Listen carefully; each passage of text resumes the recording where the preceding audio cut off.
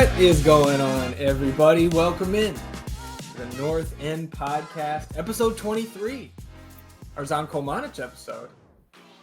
By the look my co-host is giving me, I better mention our Michael Jordan episode and our LeBron James episode. Sometimes our LeBron James episode. Sometimes. My name is Zach Graham, your host here on the North End Podcast. Of course, alongside my good buddy, on record as my best friend, it's Ian Me Show, a.k.a. E, a.k.a. Le James, a.k.a. Sebastian Drew EC, a.k.a. Eastradamus, a.k.a. Pap E. O'Daniel, a.k.a. Chili Willie E. It's been a while, 8-9 days since we had our schedule release live stream, which I will say was a blast. Shout out again to Ari's, RB22, David, Louie, whoever else chimed in. Brian came on the stream again. That was a lot of fun doing that live stream, and I'm sure, when appropriate, we'll do something like that again. But I'm rambling here to start the podcast. Ian, how you been? I've been well. Looking forward to pod today. We got some fun stuff that I'm pretty excited for. I totally agree. The live show was fantastic. Shout out to everybody who jumped on, contributed, had their voices heard. Definitely down to do something along those lines again, and looking forward to the opportunity to do that. And just ready to talk some Verde. Yeah, I mean, we did have the day after the live stream, the MLS SuperDraft took place, and we did a little bit of like a preview, for lack of a better term, on the live stream. Austin had the 27th pick, so we didn't have high hopes, but it turned out to be an action-packed night for Austin FC in the SuperDraft. We will talk about that. We'll talk about some of the rumors that are still swirling around Austin FC at various positions, and maybe why some of those signings haven't happened yet. We'll talk other MLS offseason news, of course, and then we are going to do, like Ian said, some fun stuff here, maybe a little silly, and I think this one may be a little bit for your two hosts here. We are going to do Austin FC NBA player comparisons.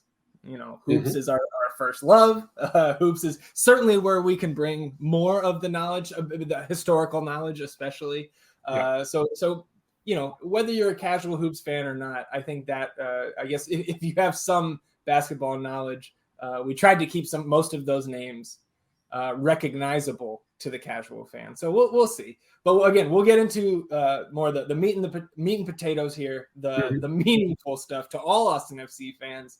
And I think since we last met, the SuperDraft certainly is the most important, the most prominent news for the club. So let's go ahead and get into it. Again, we started off, I believe it was the 27th pick that Austin FC had. Again, it's reverse order of standing. So fourth from the top means fourth from last in the SuperDraft. And we kind of talked about how, outside of those top prospects, 5 or 6 in our two experiences with the SuperDraft is kind of where that's the cutoff for okay, well, these guys could contribute next year. Everybody else is projects at best. And one thing we did talk about was Generation Adidas, right? We know Danny Pereira, Kip Keller, both qualified as Generation Adidas players.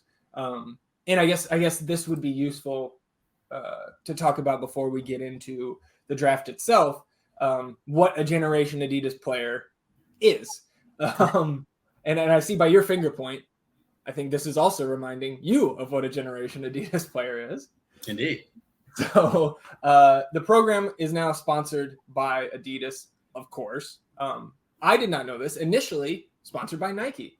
It was called Project 40 for the first 8 years, 1997 to 2005, before Adidas took over the sponsorship. And what it does is basically it offers professional ready players, or players that Adidas deems are professional ready. And I don't know, I would assume there's probably collaboration with the league and Adidas to make this list of players. And it offers the professional ready players who are not yet eligible for the SuperDraft early entry. So these are your freshmen, your sophomores. I honestly don't know how many years you have to spend in the collegiate system to be eligible for the super draft. But clearly, the younger you are, the more inclined you are to be named one of these Generation Adidas players if you are, that top level collegiate player. Again, we know Danny Pereira, Kim Keller, both Generation Adidas players. There are salary cap implications of that as well. Generation Adidas players do not count against the senior roster, so they automatically go to a supplemental spot for their initial contract. And they can earn a much higher salary than the league minimum, which again is that league minimum, I think, is what restricts people to those supplemental spots, like a Felipe Martins, etc. Entering the program automatically classifies a player as professional and thus disqualifies them from playing college soccer. As a result, Generation Adidas players are also guaranteed scholarships to continue their college education should their professional career not pan out. So that, I thought, was a really cool kind of safety net for these players deciding to accept this tag, this designation going into the draft. So before we get back into 2022, I thought also interesting to list off some of the more notable players that have participated in both Project 40 and then Generation Adidas. Tim Howard, DeMarcus Beasley, Maurice Edu, Carlos Bocanegra, Clint Dempsey, Josie Altidore, Sasha Kleshchen, Freddie Adu, Brad Guzan. I mean, these are all national team greats. These are, for sure.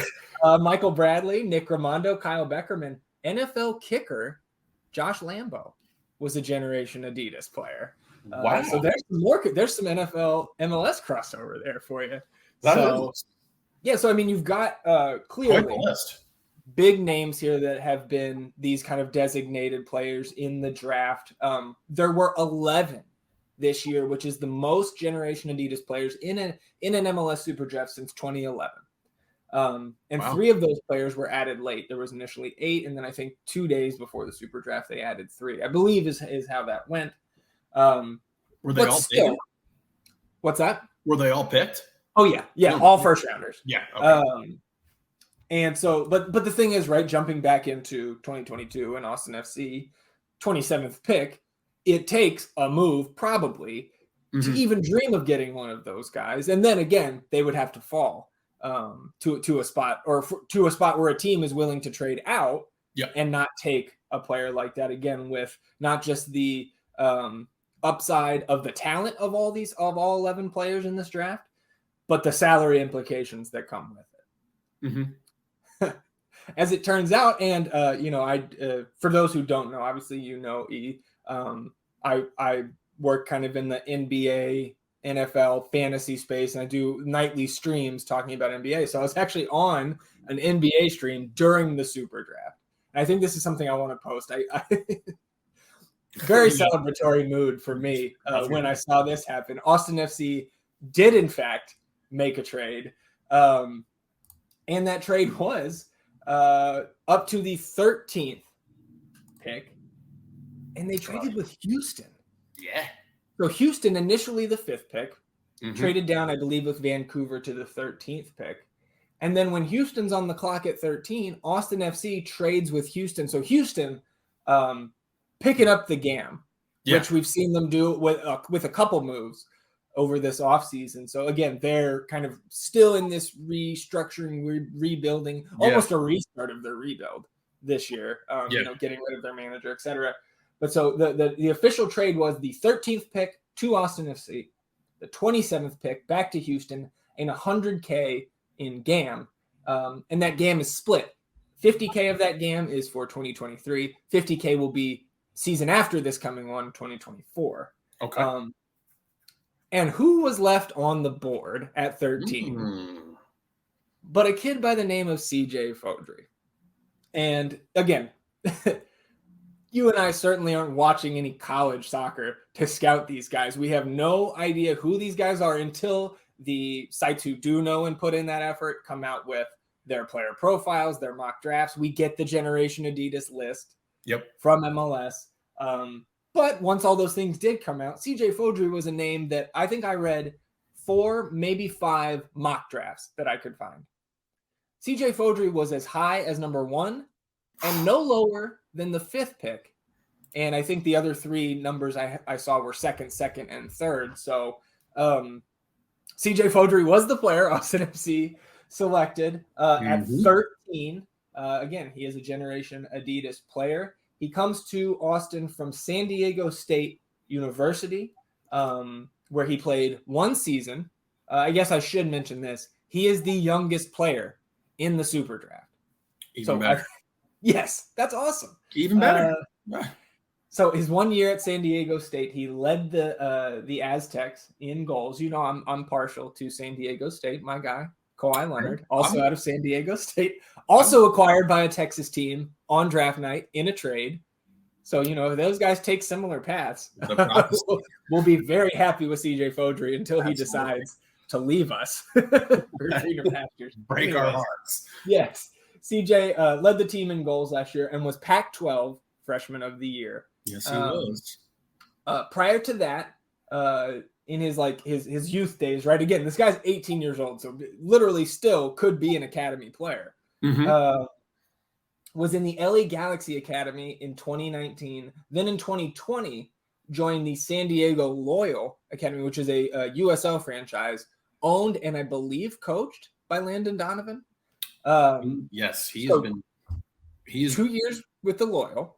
Yep. Made 2 appearances with the Loyal's first team in 2021. So as 16 or 17, 16? I think 17. Yep.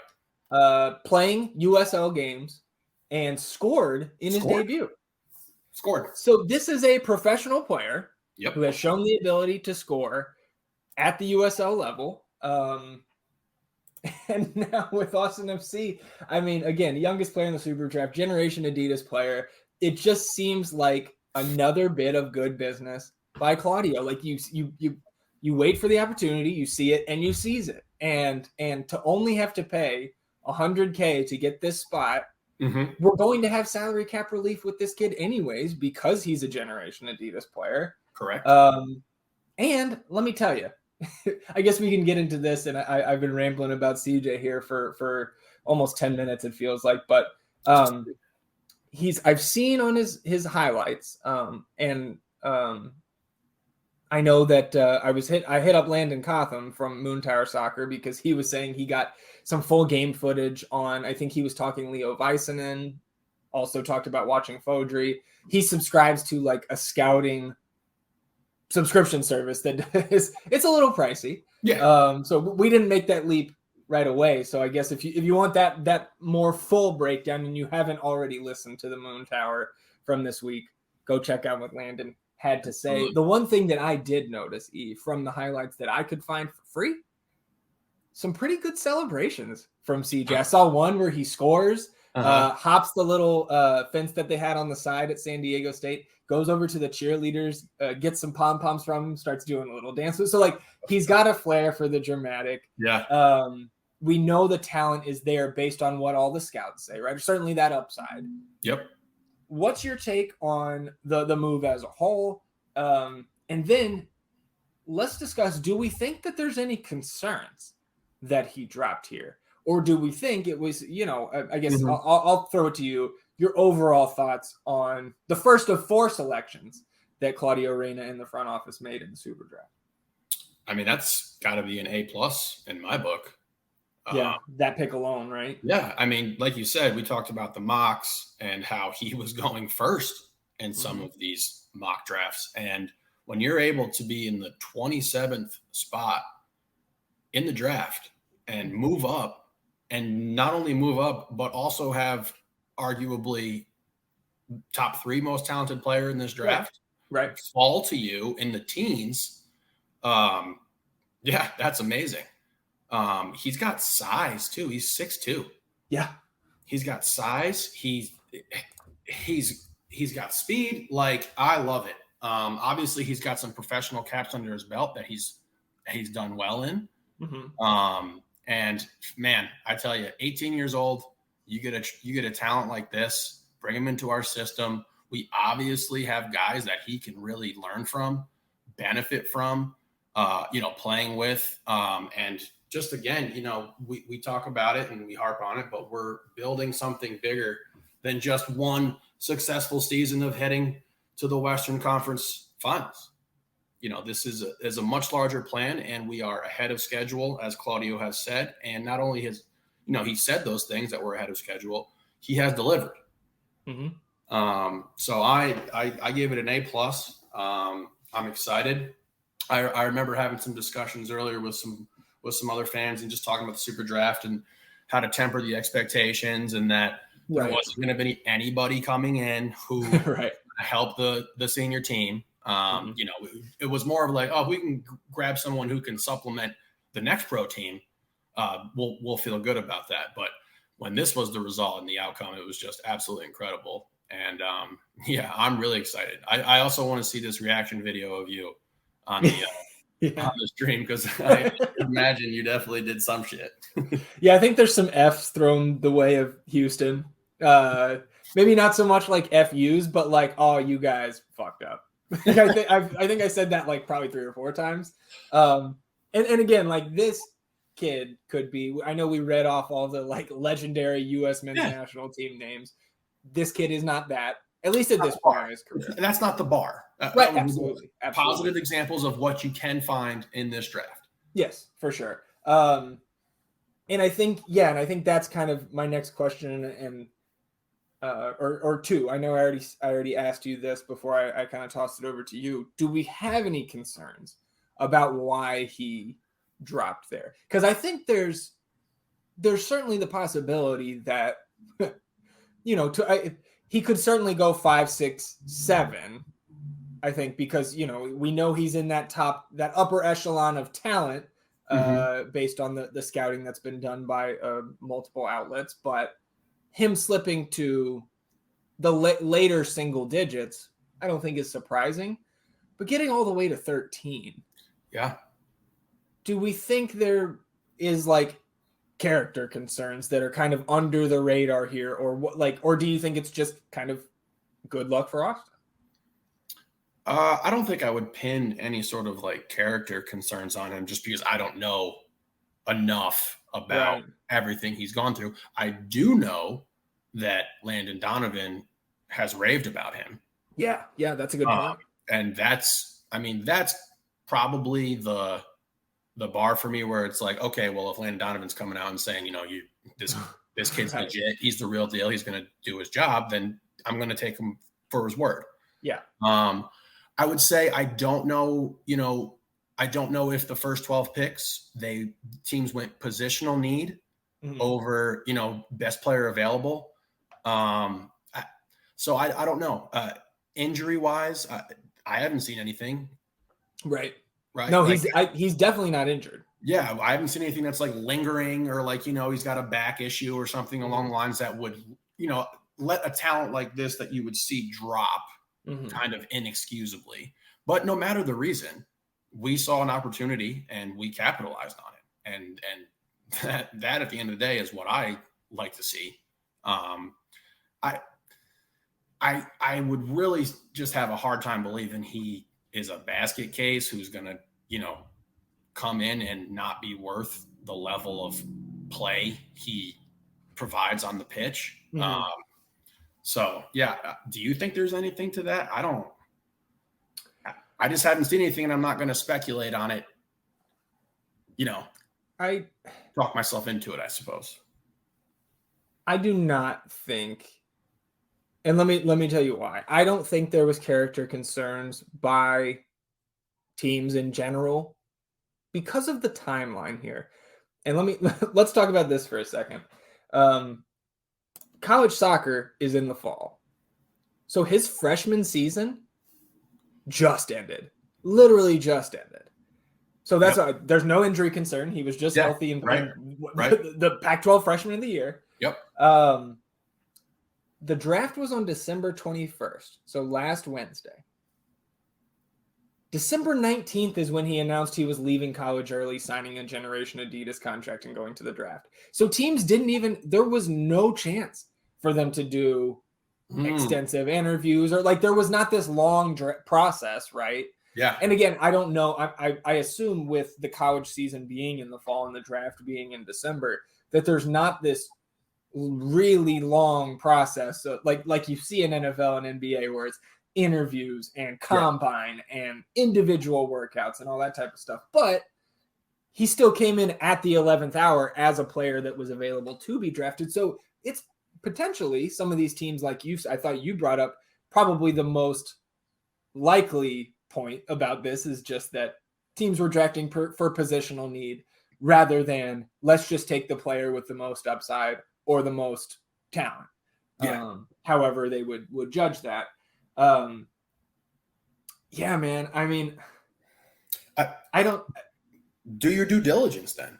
The kid was the Pac-12 Freshman Player of the Year. He clearly has the pedigree. Maybe we were just if we're going to speculate, maybe we were the ones who knew about him, and maybe we knew that he would be coming in, or again took a stab at, hey, maybe this kid gets on board late, and we can take advantage here. Yeah. What else are you going to do? Sitting there with the 27th pick. Yeah. So hopefully that's how it played out, but I could see that for sure. It's just not enough time. And if you're going to invest, top 5 capital on somebody, even though this isn't, as large of a draft or thing as other American sports, you want to hit those picks. Yeah. Well, and it's interesting too, because there were 12 other picks that Claudio could have thrown enough assets at to probably scoop up in a trade. Now, again, not all 12 were available. There's certainly teams that have their eye on somebody or don't want to trade all the way down to the 27th pick, given, the drop off in talent from those generation Adidas guys, those top prospects, to the rest of the draft. But I don't know, man. I'm just super excited for the signing. And I guess that leads me into my next question. You talked about it a little bit. How much do we think he contributes to the first team this year? And I'll just go ahead and start off. I don't think we see him much, if at all, with the first team this year. Yeah. Because I think he can really feature as the stud up front for the next pro team. He's shown the ability to score both at the USL level in a very, very small, a sample size so small you can almost not call it a sample. But then the very quick abbreviated 18-game season for San Diego State, 7 goals, 4 assists, and collegiate soccer in America I don't think it compares hardly at all to the level of quality in the MLS. But again, those people who know a lot better than us said that this guy was one of the top talents. And with all of the players we do need to sign either to first team contracts, supplemental spots, next pro contracts, etc., we have to fill out that next pro team. To me, it just made too much sense. And I know I've said it already 10 times and you can tell by my tone of voice, but I was super excited about the pick, and I'm still super excited about the pick. I hope he is a key piece going forward for the next pro team, for these tournaments, and then eventually working his way into the first team as a guy we drafted and brought up through our system. Absolutely. And we might see him with the senior team, just given how many games we have coming up. Sure. But I agree. I don't think he's going to play, an integral part on the success of our season this year. But with that being said, I mean, he's 18. You get him in. You get him into the system.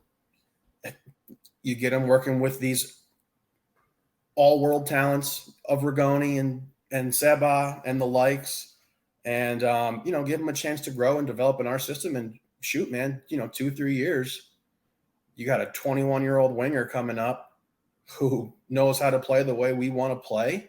And I mean, the more we talk about it, the more excited I get, seeing all the talking heads just mention how talented he is and what he brings to the field. I'm very excited. Well, we did, like I kind of touched on earlier, Fodrey is the big get here. But there were 3 other players selected. And I think this second one also may be in the long-term plans for the club, certainly in the plans for the next pro squad this season. And this came from another trade that Claudio Reyna made. This one was with our soon-to-be new pals in the Western Conference, St. Louis City SC, who, by the way, doesn't really matter for our Austin FC purposes, but St. Louis did trade out of that first spot. So they were another team that was acquiring a lot of GAM as we go here. And I think that points towards, like we've seen with some of St. Louis's signings already, that they're really trying to make an impression here and not be a wooden spoon contender in their first year. They may end up that way, but they're certainly making some aggressive moves, and trading out of the 1 pick is one. That is interesting, especially given the lack of salary cap.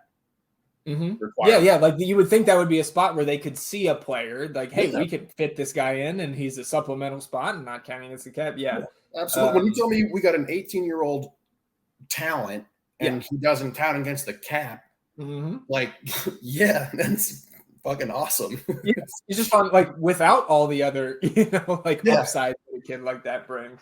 And Fodrey, to be sure, again, like just sticking with St. Louis for a second here, like Fodrey is one of 11 generation Adidas players. So there are also other great prospects that they were fine just passing on in favor of that. I think it was a sizable GAM return that they got. Okay. Who traded up? Who traded up with him? Well, now let me go look here. MLS 2022 results. I'm gonna include SuperDraft in that search. Oh, that's right. It was, I believe, Charlotte. Oh. Who, again, they are in their second year. So they had the one last year, took Ben Bender, who had a very good season as a young player there. It was $400K in GAM and the 20th pick for Hamadi Diop, who's a defender from Clemson, obviously a generation Adidas player. So strengthening their back line with the young guy out at Clemson. And this, we're talking about St. Louis City here, but this does tie in to the pick at number 20, because that pick they got from Charlotte, they then flipped to Austin for $50K in GAM and then conditional GAM to be paid out if Valentin Noel, the 20th pick, hits certain incentives that, of course, MLS style, undisclosed. But so Valentin Noel was the 20th pick. Austin FC traded up to, or not really traded up. They didn't trade down. They just traded cash to get the pick and select the midfielder Noel, who is out of France. Okay, Valentin Noel. I believe he was in the academy of his hometown, which I've tried to pronounce French towns, expressions, things on the pod before. I'm just going to avoid that here. They were in, I believe, League 2, which is where Moussa Jite came to Austin FC from. But I believe no appearances for their if you call it a first team when they're in League 2. I'm sure there's pro rel set up there in the French leagues and stuff. But he's a little bit older. Mr. Noel came or played all 4 years at the University of Pittsburgh. And Noel earned all ACC first team honors as a sophomore and as a senior, second team as a junior. So, didn't completely fall off there, was still an all league player. He was the 2020 ACC Offensive Player of the Year and a 2021 Mac Herman Trophy finalist, which is Player of the Year. In the NCAA. So, so I'll give it a try. Native of Niort, France. That is not how you say it. Niort, France. 11 goals and 3 assists during this past season, his senior season with the Pitt Panthers. Over the course of his 4-year career at Pitt, 77 appearances, 35 goals, 13 assists. So despite being and there you go, Noel, the club saying Noel played in the academy system of, I'll give it a go, Chamois Niorta. That's not too bad. For 10 years though with that club. And so again, I do think by that name, I think his hometown club, so 10 years in that system, 4 years at Pitt. He is now 23, so not exactly a young boy, but I think going to probably play on the young boys in the next pro league. So I guess impressions of Noel again. Neither of us have seen film on Noel, but I do like Valentin Noel is a great name to say. Yeah. And I think he's certainly offensively inclined. It appears that he plays, more of like that attacking midfielder given his stats. Mm-hmm. So I guess very general reactions from you and I here. What do you think about the 20th pick, Valentin Noel? Well, he's got a nose for the goal. Sure. That's a goal every 2 games. Yeah, that's what I'm going to base my judgment on, is that he's really got a nose for the goal. Yeah. Again, I think we have the system in place. We have the coaches to develop guys. Mm-hmm.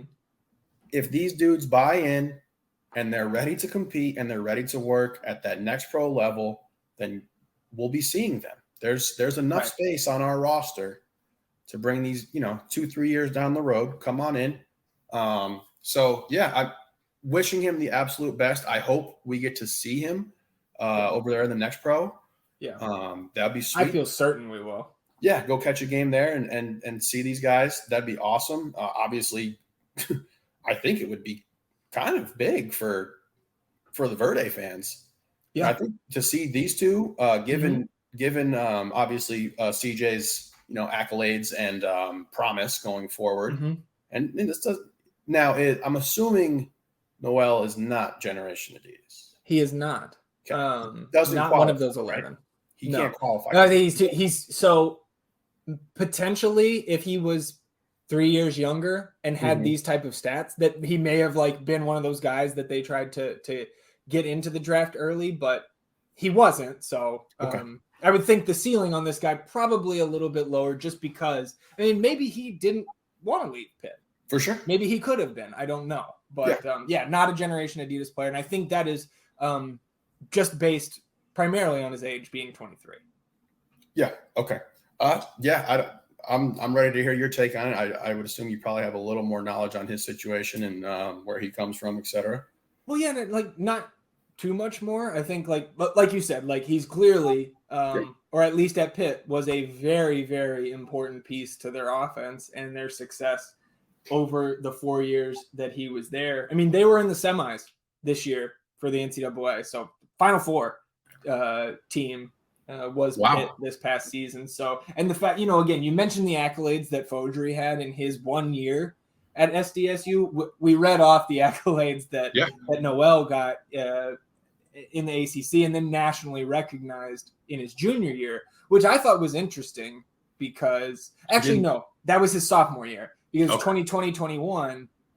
So then, it's it can be a little bit confusing and conflicting with the NCAA season being in the fall, all that type of stuff. But I do think overall, this is probably going to be a player that we really need to keep our eye on. And I think we'll see some really good things from him, like Fodrey. Obviously, probably going to play different positions. Noel listed as a midfielder. But, they traded to the 20th pick to grab him. Yeah. He is a first-round pick, and he's 7 picks higher than we were initially picking. So imagine you throw Fodrey out the window. If we don't make that move, but we trade up for the 20th pick and grab Noel, that's grabbing our attention a lot more than it did because, all of our attention now is on Fodrey and this Generation Adidas guy that we got, the youngest player in the draft. Yeah. I think we should not let that overshadow the fact that Austin FC went out and got Valentin Noel. He did not fall to us. Absolutely. I think it's just a nice little peek and insight into their game plan going into that draft. Yeah. And I think that's where, again, it's he did not fall to us. We made a point to go get him. So the club, or at least Claudio in the front office, has plans for this kid. Yep. And I think maybe with his experience and his age level, Noel may see first team minutes before CJ Fodrey. Absolutely. If Fodrey is a striker, right? He is a goal scorer. We want him up top. You mentioned his size. That depth chart is solid now with the 3 clear first team guys. We know Alfonso Ocampo Chavez, our new AOC, right? Mm-hmm. We know he's in the mix up top as well, Yep. next pro level, maybe senior team. So I think we may see Noel with the first team before Fodrey. I think that's a good call for sure. There's no rush. What's that? There's no rush for Fodrey right now. Not at all. With Giassi. Yeah. Well, I think there's no rush for either guy, right? For like, sure. And we'll talk about some of these other rumors coming up. Maybe like if we didn't have any more signings coming in, maybe there would be a little bit of a rush on the midfield there. But we'll talk about some of the rumors still swirling around here in a second. 2 more picks to talk about. These ones, much shorter conversations. The 56th pick, that was in the second round. Austin FC drafted Jackson Walti, a teammate of Valentin Noel's at Pitt. Walti was voted to the All-ACC second team 3 years running, started 22 matches for the Panthers, leading the team alongside Noel to an appearance in the national semifinals in 2022. Walti played I'll read it out fully. Walti played 9,069 minutes. It's very nice. In 101 matches, 98 starts for Pitt, originally from Florida. Walti actually spent most of his childhood in Switzerland. So yeah, and Walti, another midfield acquisition there. Then 72nd overall, which was in the third round, Austin FC selected Salvatore Mazzaferro. And I may be butchering that as well, but certainly not as tough as these French towns that keep popping up. Mazzaferro played center and right back for the University of South Florida. He was selected to the AAC All-Rookie team in 2019 and the All-AAC second team the last 3 seasons. Led the team in minutes played in 2021 with nearly 1,400. Prior to his collegiate career, Mazzaferro was a member of the Toronto FC Academy. So he's certainly not a stranger to the academy structure, and I think he's about to be well acquainted with the next pro structure if he does indeed earn that contract. I think, Ian, both Walti and Mazzaferro certainly candidates for next pro contracts, but I don't think that's guaranteed. Obviously we have that roster, now to fill out, but you saw all the picks the last 2 years. Like, all of those guys will come to camp, but not all of them will get contracts. I think these 2 guys are probably right out in terms of getting first team contracts this year. And I do think they will have to compete for next pro contracts, but midfielder, and then Mazzaferro, again, center and right back last year. So there's a defender. I think he may have a better shot of catching on compared to Walti, but both of these guys clearly very solid collegiate resumes, and we'll see how they play out. Any takes on those 2 guys? Just wishing him the best. I hope it works out for both sides. I don't know anything about either of them. Right. But, we will become acquainted. Yeah, we will indeed. We will see you for the Austin FC Young Boys team. Yeah. For anyone who isn't aware of what that joke is, I think a moment of clarification might be needed. Yeah. We're referring to the next pro team there in a stupid way. Look, I'm excited to watch next pro games. Yeah. It's going to be awesome. It's going to just be like watching our future. Again, take the CJ trade out. You go up, you get the 20th pick, you get a talent that you want, you get a player you wanted, you bring them in. We have these 2 other supplemental players here at the end who, we could be calling guys up from the next pro to handle this impressive schedule that we have coming up. The football gods know injuries happen throughout the season, and we're going to experience them. Yeah. So, in Claudio we trust, baby. In Claudio we trust.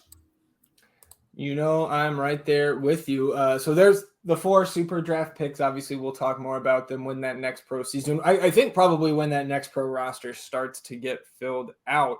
And again, as a reminder, we're still hoping that next pro team will play their home matches. There will be 14 of them this year, 28 total games, 14 home, 14 away. We're hoping those 14 home matches will be played at Palmer Field by the pitch, hopefully for free. But we will let you know that information when it comes out. What we do know, and I think we touched on 2 weeks ago when we talked about the debut of the next pro side, all the matches will be streamed as part of the Apple TV deal. So we will be able to watch all of these games, regardless of if we make the trek up to Palmer Field or wherever they're playing.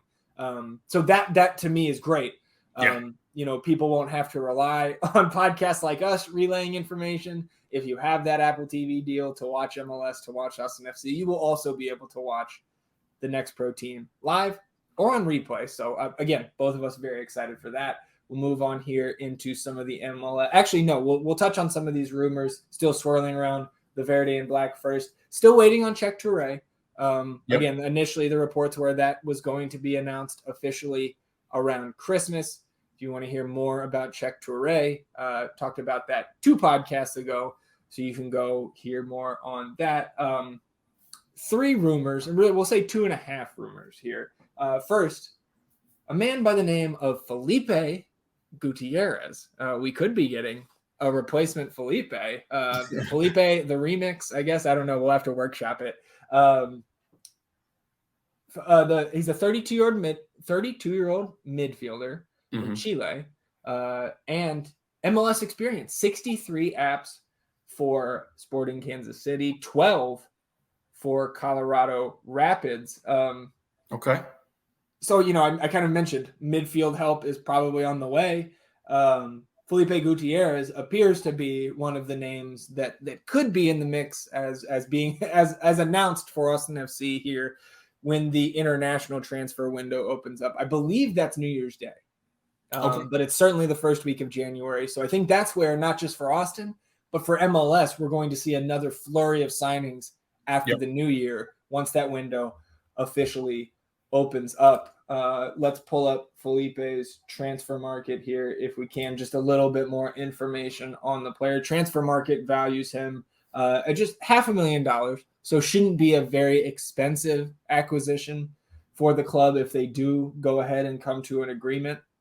His highest market value was back in 2014. Again, he's 32, so this is a guy he's got some age on him in soccer terms, especially. But the highest market value 10 years or 2014, $5 million was his highest market value. So certainly on the downturn. But I think what I like about this potential signing here in Felipe Gutierrez is that he's got MLS experience. So we know that the MLS vets that Claudio Reyna and the front office have targeted over the first 2 seasons have paid off greatly. Like we know, we talked about Matt Beasler, some of those first-year guys that were MLS vets that helped us, not be the wooden spoon winner at the end of the year. Yeah.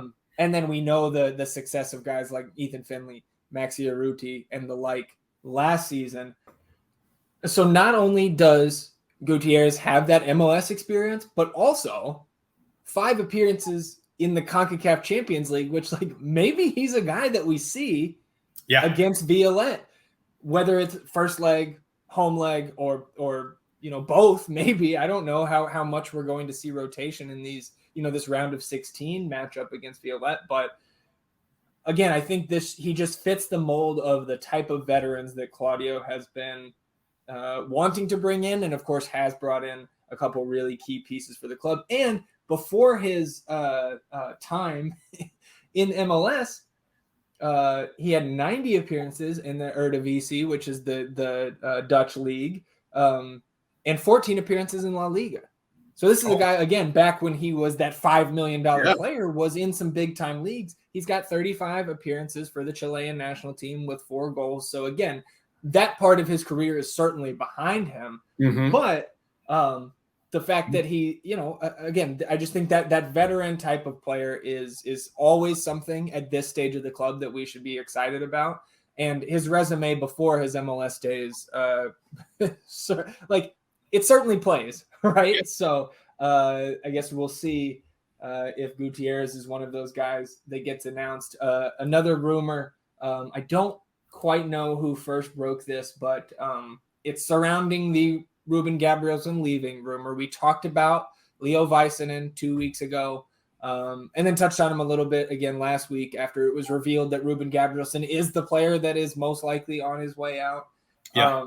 And another center back that has now surfaced in rumors with Austin is Turkish center back Hasan Kurusay, is Kurucay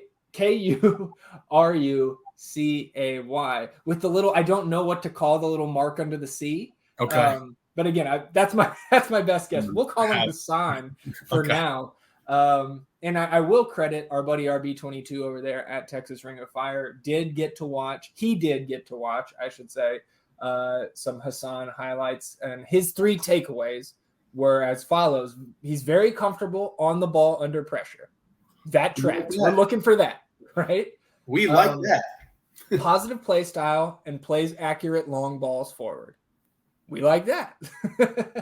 And seems to have a bit of pace for a center back, says RB. Current market value is on the rise. Again, similar to Leo Väisänen, also 25 years old. So you're getting that 5-year discount off of a guy like Ruben Gabrielsen. His market value currently at $1 million is on a steady rise over the last 2 years, where he's been with the, what is his Turkish club? I believe it is. Oh man, yeah.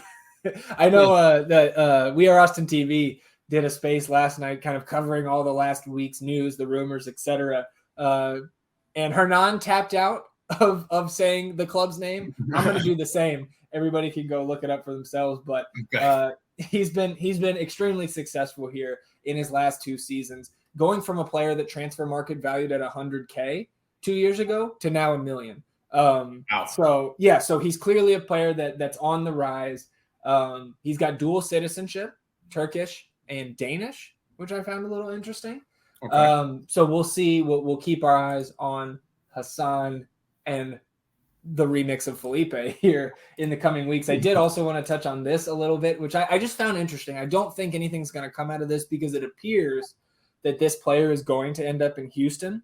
Ivan Franco, who is a Paraguayan winger. He's 22 years old.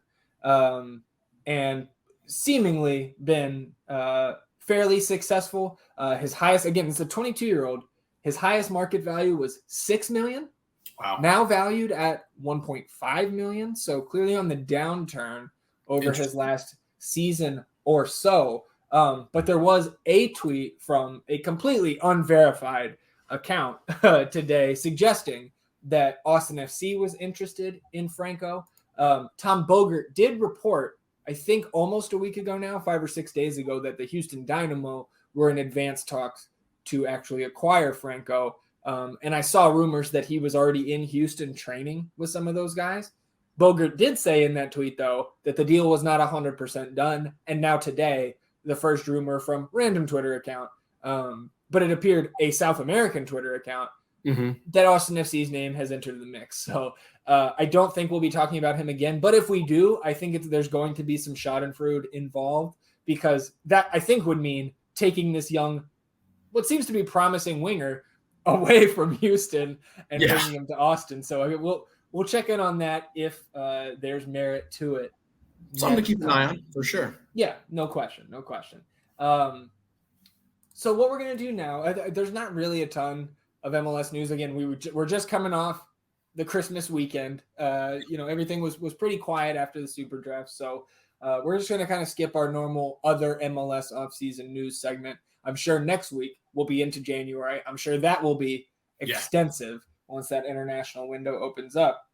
So what we're going to do to close out the pod here now is, like we said at the top, we are going to compare Austin FC players to current NBA players. So if you have no interest or knowledge of basketball or the NBA, feel free to tune out. We'll see you guys next time. We appreciate you. But if you want to hear some of this fun, silly basketball, soccer stuff, then stay tuned. I think we'll have a little bit of fun here. So what we did was split up the current Austin FC players. We did not include any new acquisitions, so you will not find a Jassy Zardes comparison, a CJ Fodrey comparison in here. We also did not include players that are either out or on the way out. So no Felipe comparison here. Yep. No Ruben Gabrielson comparison here, as we are, I think, both of us expecting him to be gone in the next week or so. Yep. But that left us with, I believe, 18 players. So 9 players each, split up. And E, I'm going to toss it to you first. Who was the first player on your list? And who is their NBA player comparison? First player is Ethan Finley. All right. Comparing E. It is funny, and I'll interrupt you for a second. I don't know if you ever get annoyed by this, but I find myself calling Ethan Finley E when you and I are watching the game together. And I've noticed that a couple times in my head, like he'll do something that I don't like on the field, like, come on, E. And then you're like, I don't think I've ever noticed that, to be honest. Yeah, I have done that, and I've tried to say Ethan, but you know. Come on, E. Yeah, Ethan. My first player comparison for Ethan Finley was Dante DiVincenzo. Oh, I like it. You know, guy who plays hard, smart. Yes. He can score, and every now and then he'll surprise you with a 24-point game. True. Ethan Finley will come in and surprise you with some spectacular goals. Right. Also, I put the comp there because DiVincenzo can do a little bit of everything as well. Yeah, fills up the box score. I think Finley is one of those guys who does a lot of stuff that doesn't show up on the box score as well in regard to his hustle, the lanes that he opens up. Yeah. So that was my first comp. And I feel pretty good about it. Yeah, I like that one a lot. I think that's a hot start. That's a hot start there. All right, I'll do my first one here. Okay. First up on my list, Julio Cascante. All right. Is Bobby Portis. Nice. Veteran player, known for his tenacity and strength. An above-average contributor on the offensive end for his position. For sure. And the ref will have to separate him from an opponent in the majority of games. Yeah, that's very good. That's probably about as good as you can get for Julio there. We hope it's not too close because we don't want Julio punching out any teammates and sending them back to Europe scared like Bobby Portis has done. So we will cut our Bobby Portis comparison short at that violent. But I thought that was a decent one. So I'll toss it back to you. I like that.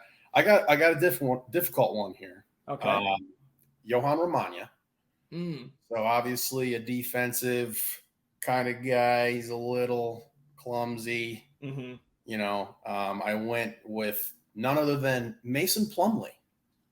Oh, okay. Yes, that was Mason Plumlee, who has been known to go on a one-man fast break after getting a rebound. Yes, he has. With not a lot of success. So Romagna, when he goes on his little Romagna Rambo missions there, especially in our first year. Yeah. He did not have too many opportunities this year. But yes, two guys, obviously, the largest facet of their game is their presence on the defensive end. Obviously, Mason Plumlee is a very, very large man, much larger than Johan Romagna. But for soccer purposes, Romagna looks like a giant. Yeah, fits the bill. Yeah. I wonder if Romagna has any brothers that also play soccer, who are at like different levels, slightly worse than him. And that would really complete the comparison. He's got one in the military too. All right, my next one, John Gallagher.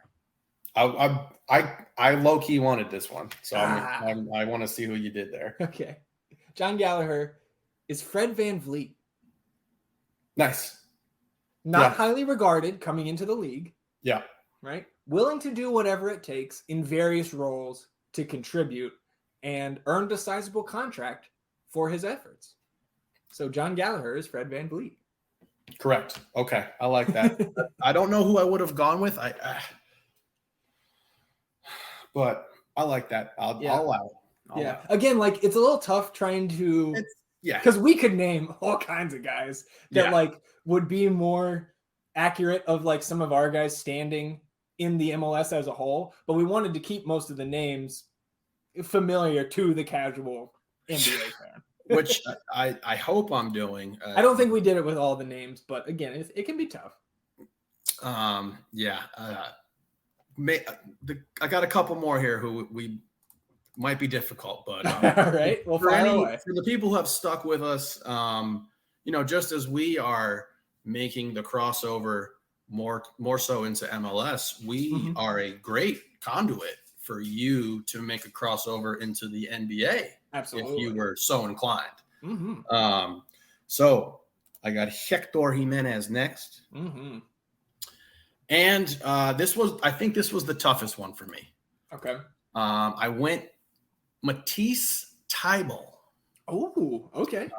There for Jimenez. Now that we know Tybal has absolutely no offensive talent whatsoever. Yeah. He was able to be dropped down a couple tiers. He will occasionally, like Jimenez, give you a very nice pass, a nice cross. Yeah. Jimenez has been known for some solid, balls into the box there. But still a defensive-minded guy, quiet. Hopefully, Jimenez, can take another step, even though given his age, there was a bit of a discrepancy there. Sure. But yeah, I went with Tybal there, and I think that was my most difficult one, most challenging one. I think my third one here was also my most challenging. So maybe it was just a factor of the way the list broke down here. Potentially. Zan Kolmanic. Okay.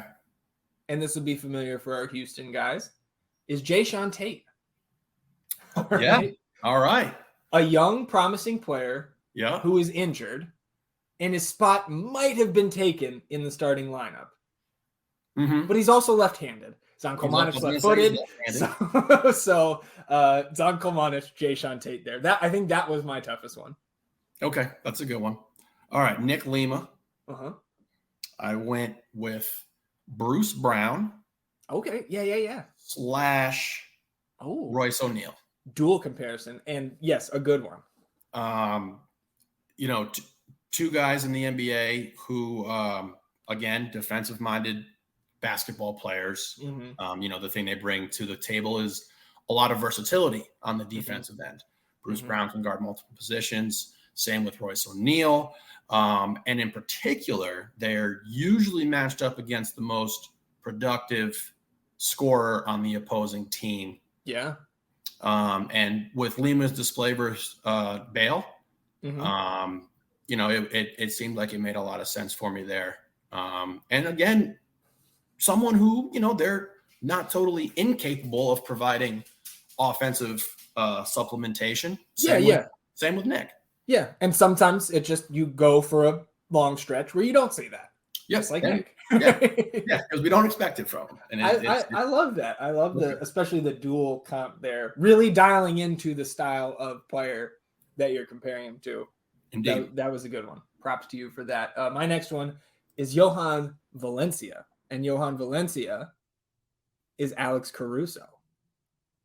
A tenacious defender with a championship pedigree. Of course, Valencia coming over from the Colombian champions before joining Austin last year. Hurt frequently last season, or since he was acquired, but shows flashes of his upside and energy when healthy.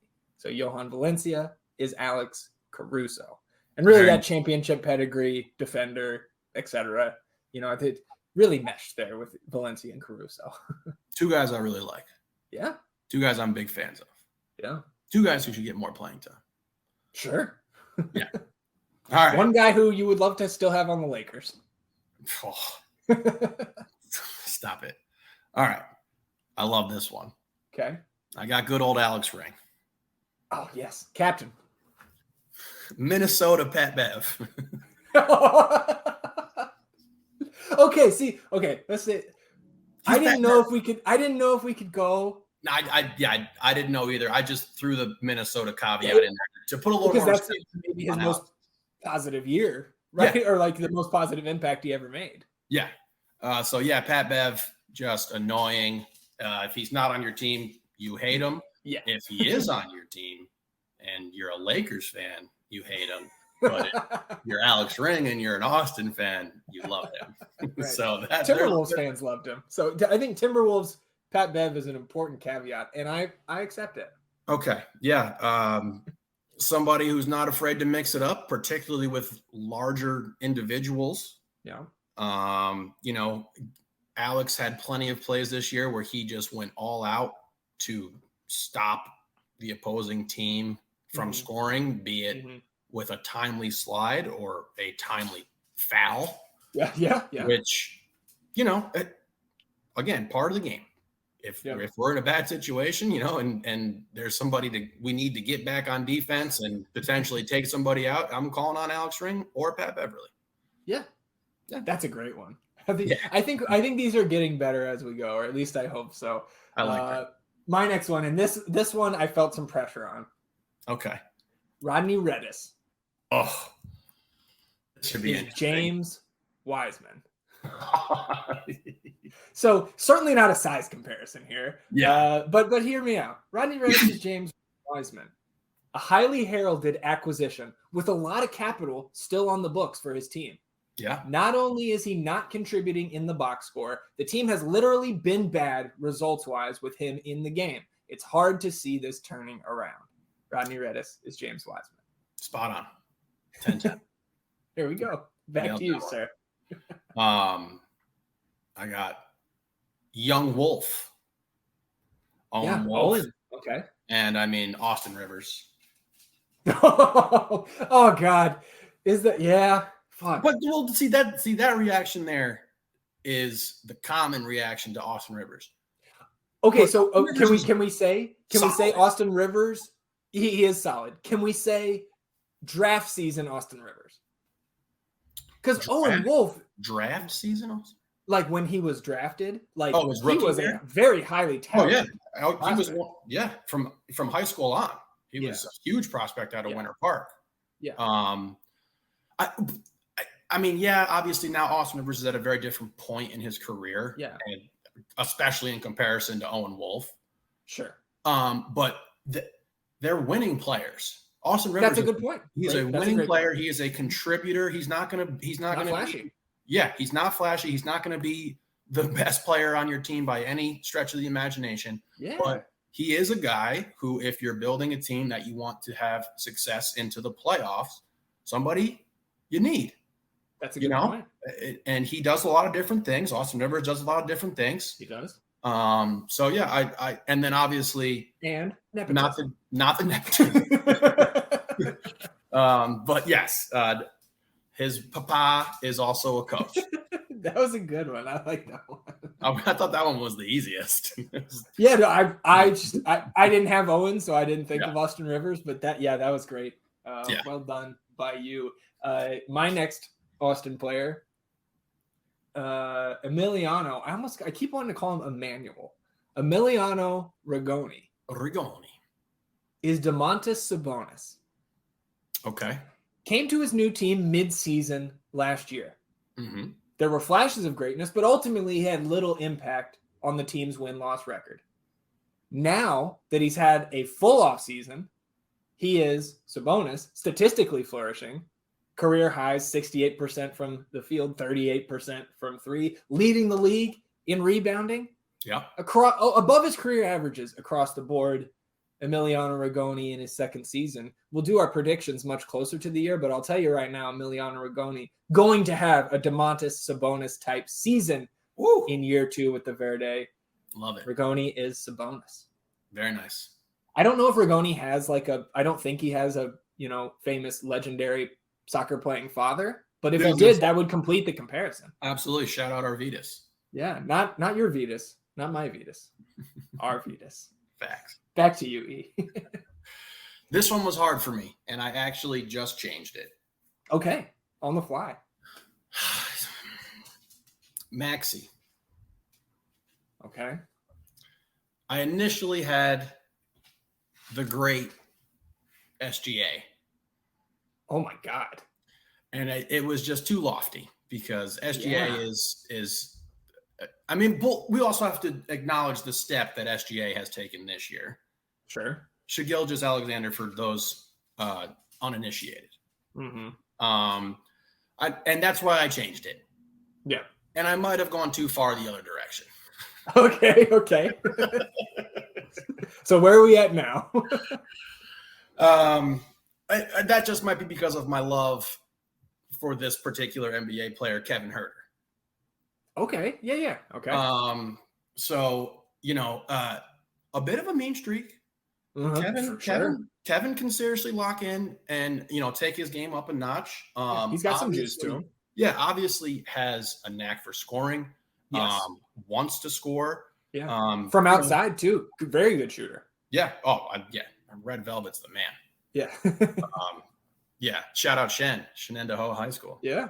That's from your neck of the woods. Yeah. Shout out Matt Miner. There it is. So yeah, I went Huerter. I was thinking maybe JR, but obviously he's just playing golf now in college, so he wasn't eligible. If he was active, that actually might be the perfect comparison. Well, I'm going to tell you a little truth right now. I actually changed it from SGA to J.R. Smith, then looked at my notes again, and I was like, oh, shit, he doesn't play basketball anymore. Yeah. Kevin Huerter.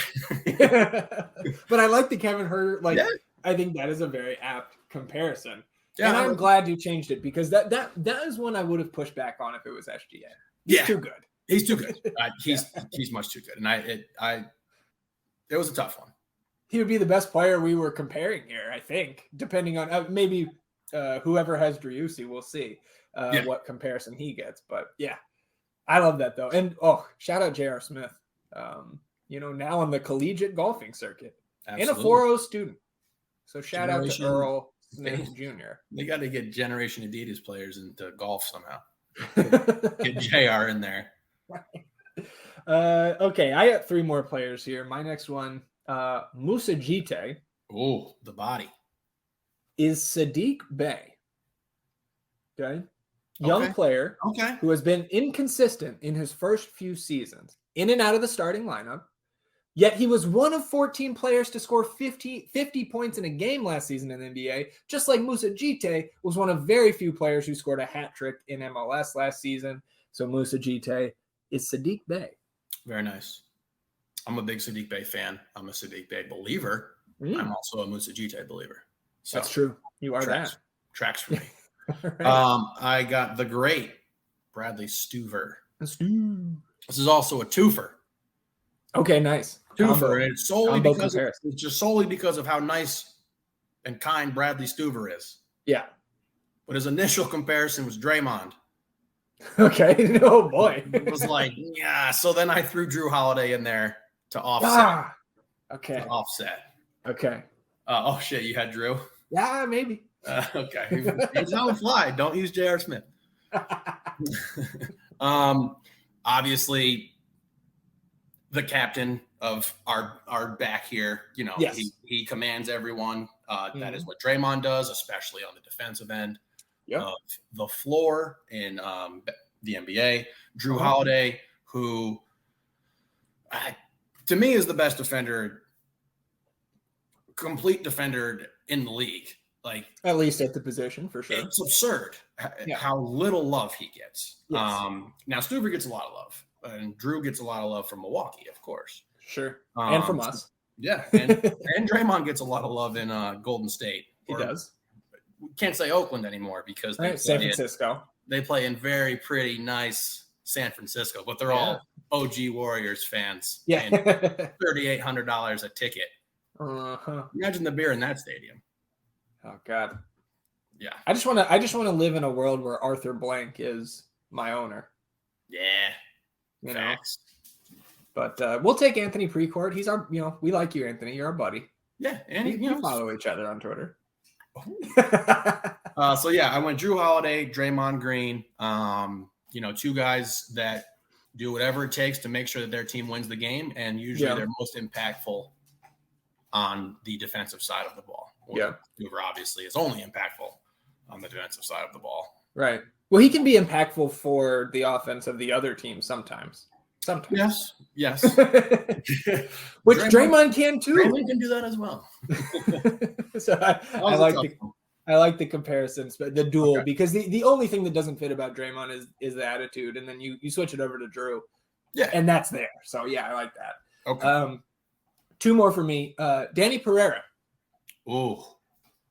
Is Franz Wagner. Okay. Okay. Not heralded as the must-have player in his draft. Facts. And his team brought in a high-profile acquisition at his position before his second year. Hello, Bancaro. A high-profile acquisition. Johan Valencia, defending Colombian League champion. We thought he was going to start. Improved his game in all facets to play an integral role, and every team in the league would love to get their hands on him now. Danny Pereira is Franz Wagner. Very nice. Franz Wagner is a real gem. Yes.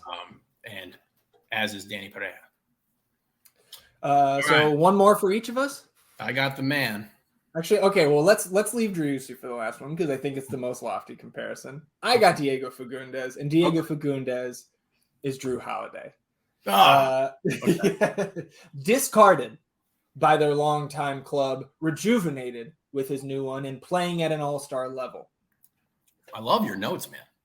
Diego has no all-star appearances in his 12 years, while Drew Holiday has just 1 in his 14 seasons and none in his last 10, despite playing at such a high level on both sides of the ball, NBA champion. We're hoping Diego shortly gets his 1 all-star game appearance and his 1 championship. We won't complain if he gets multiple. But yeah, Drew Holiday, 14 seasons in the league. I would not have guessed he'd been in that long, just like Diego, 12 seasons. Drew, a little bit older, but there you go. That was my there was my Drew Holiday waiting at the end there with Diego.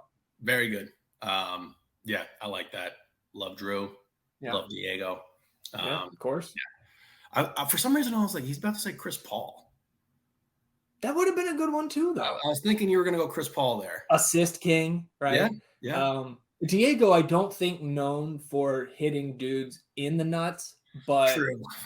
I can't confirm that. I didn't watch any of his New England. I feel like that reputation follows you, though, right? Yeah, so I think we would know about it.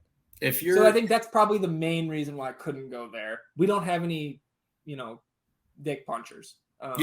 PSA: don't hit people in the junk intentionally during sporting matches. Yeah, especially I'm an advocate for pretty much ever, but certainly during a sporting event, you suck. And it will follow you. It will follow you everywhere. It does. Yeah, absolutely. All right. This is what I've been waiting for. Seba. Yeah. You want to take a guess at who I picked? It was tough.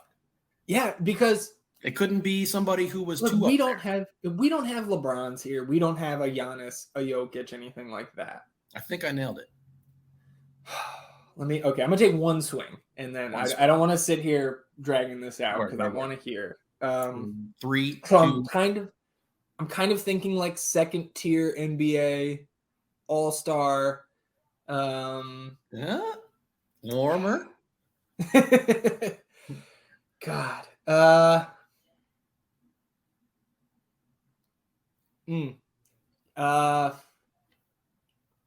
When I say it, you're gonna love it. James Harden? Donovan Mitchell. Okay. Spider. Nice. Okay. Went with Spider. Obviously a fantastic talent. Yes. Donovan hasn't really been in the MVP conversation. Sure. I guess when Utah had one of the best records in the league that one year, he was in the talks, but he hadn't elevated his game all the way up there yet. Right. Tenacious scores. Yes. Good humans. Yes. In general. Both seem like good teammates. Mm-hmm. Even having to deal with Rudy Gobert. I was going to say, we're clear now, right, that Gobert was the problem? It's Gobert. Yeah. It was never Donovan Mitchell, and I think the way Donovan handled that should have made it apparent that it was never him, because he never really said anything that was ultra defensive or anything about that. He's just we don't see eye to eye on a lot of stuff. Yeah. But we're going to try to make it work. Right. Now, obviously, Seba doesn't have that. But, two guys now, Seba's 26? Yes. Maybe 27 now. Donovan's 26, 27. Just again, really great people. Driussi 26. Yep, Seb and Donovan's 26. Nice. Um, Well done by you. Yeah. So I think that I was pretty nervous about that one and trying to nail it down. And Donovan came to me, and I think that's a pretty apt one. Who would you have gone with? Man, to be honest, I didn't give it much thought, but I think, and Jeff, if I could add on to the comparison, because I love it now that you said it. Yeah. Obviously, like you said, elite scorer, and can be that elite scorer when needed, but does play well with others.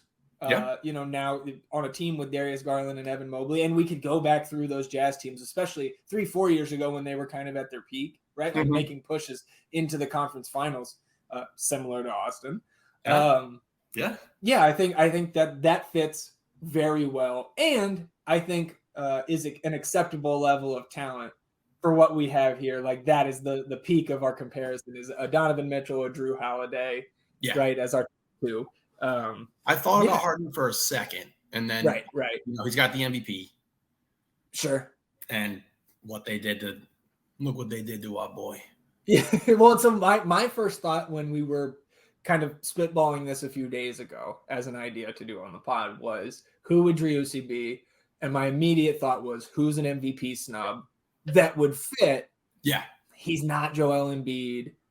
He's, there's not too many other guys. So, yeah, I think the Donovan Mitchell, I think that was perfect. And I think I'll give both of us a pat on the back. I think we did pretty well with that. And anybody who knows hoops could chime in and let us know if they enjoyed that. Because, again, we promised more silly stuff on the pod relating to Austin FC.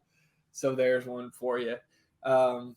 We appreciate everybody tuning in here. Episode 23, Arzan Kolmanic episode of the podcast, our Michael Jordan episode, our LeBron James episode. And I guess because of our comparisons, we can also say our Jay Sean Tate episode, because Zan Kolmanic is Jay Sean Tate. So we hope everybody had a good Christmas, a good holiday. We will be back when the calendar is turned to 2023. So we hope everybody has a happy and safe New Year's celebration this coming weekend. Should get going fast and furious here. Yeah. Once the calendar turns to January, that international transfer window opens up. I believe Diego Fagundes said on a Twitch stream that he reports January 8th. I think I have that written down somewhere. So that's right awesome. Around the corner, everybody. So, we'll have more off-season stuff. We'll cover all the news, the signings for Austin FC, for MLS, the notable ones. And we'll continue having some silly Austin FC type of stuff here in the off-season. And we're less than 2 months away from being back at what our friend Jeremiah Bentley of Moon Tower Soccer said, or crowned as Soccer Church at Q2. Less than 2 months till we are back there. So once again, we appreciate everybody tuning in, sticking with us. If you're listening on a app where you get your podcast, Apple, Spotify, Spreaker, all those names. If you got 5 seconds, rate, review, and subscribe to the podcast. Helps us grow the channel, grow our footprint here, grow our legend in this Austin FC community. If you're listening on our YouTube channel, you can subscribe by hitting that subscribe button. Click that thumbs up on the video. Again, we're trying to be a friend to the algorithm, so we grow that legend on YouTube as well. After our typical long-winded outro, I can say one last time here in our first year on the North End Pod, a farewell to 2022. It's been a pleasure. We appreciate everybody who's been with us along the way, and we look forward to another great year to come, both on the pod and for everybody's favorite team, Austin FC. For Ian, I'm Zach. Until next time, vamos Austin FC. Goodbye. 3, 2,